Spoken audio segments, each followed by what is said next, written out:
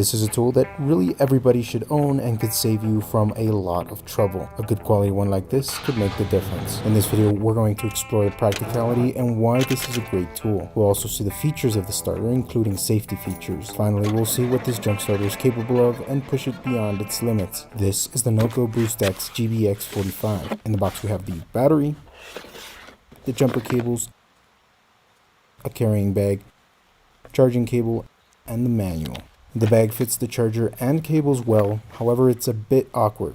A hard shell case is available for these chargers at an additional cost. The clamps are very good quality and feel very sturdy. The battery pack has a couple of useful features, mainly of course the jump starter. The starter claims to start a 6.5 liter gas engine or 4 liter diesel engine, and with 60 watt charging it'll get a full charge in only 50 minutes. It has a 10 watt USB-A port and a 60 watt USB-C port for input and output. The pack also has a 100 lumen LED light, which is not a lot, but it's definitely enough, and it's a lifesaver for late night roadside repairs or safety signaling when broken down. The starter claims to be the safest on the market with a mistake-free design. It doesn't function if connected incorrectly. Let's take the pack to the field and check out what it can do. The starter fits comfortably under the seat of most vehicles. The lights on this are not super powerful at only 100 lumens, but they're more than enough to get a job done in the middle of the night if you're stranded somewhere. Here at our engine bay, again, we could see that it's plenty of light, more than enough to get the job done if you're somewhere dark. More importantly, the strobe is an important safety feature.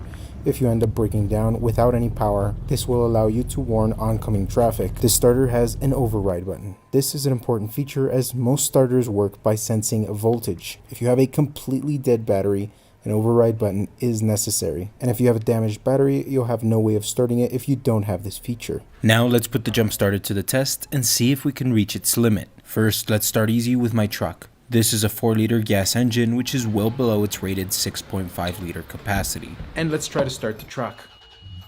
And it starts right up. Let's try it again. And again, starts no problem. That's clearly not a challenge for the starter, so let's move up to a diesel engine. This is an Omega 20 crane from the 1970s.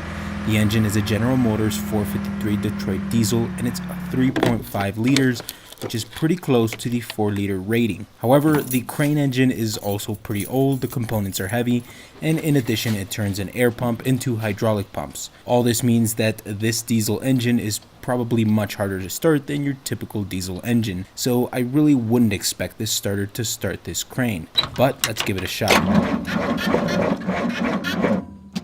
Well, it turns the engine, though very slowly. Kind of sounded like it wanted to start on that one. Let's give it one more shot.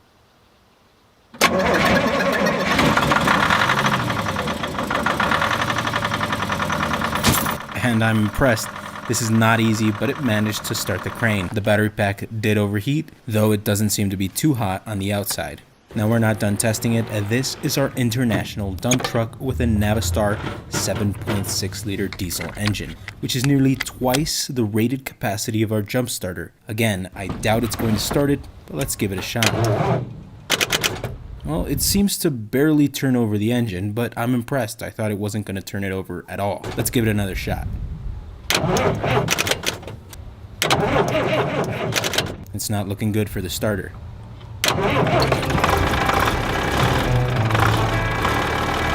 And that is truly impressive.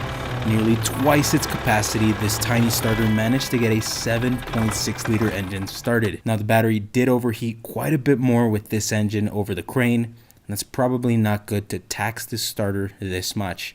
Wow, it looks like the heat inside is causing condensation on the glass of the lamps. Regardless, it managed to start this engine, and that's quite impressive. After doing that, the battery no longer charges. If we plug it in, turns on for a second, and then doesn't work.